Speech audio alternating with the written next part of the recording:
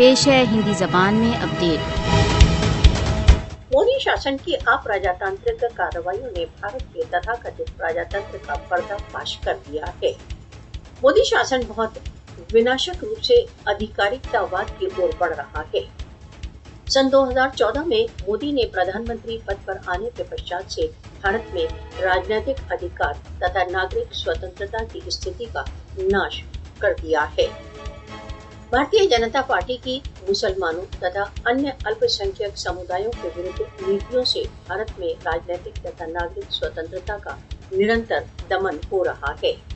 Media पर नियंत्रण तथा नागरिक समाज संगठनों का दमन मोदी शासन के आधिकारिकतावाद के ज्वलंत उदाहरण है।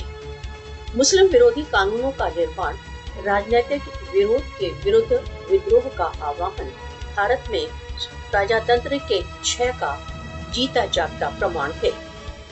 मोदी के भारत में न्यायिक स्वतंत्रता एक अतीत की बात हो चुकी है। न केवल न्यायिक व्यवस्था वरन शासन की प्रत्येक संसदा हिंदू विचारधारा का पालन कर रही है।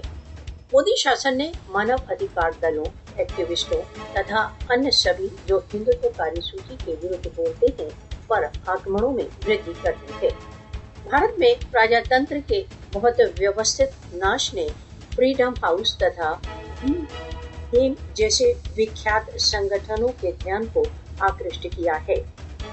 विश्व को भारत तथा भारत द्वारा अवैध रूप से अधिकृत जम्मू कश्मीर में मोदी के निरंतर बढ़ते आधिकारिकतावाद तथा जनता के अधिकारों के दमन के विरुद्ध खड़ा होना चाहिए।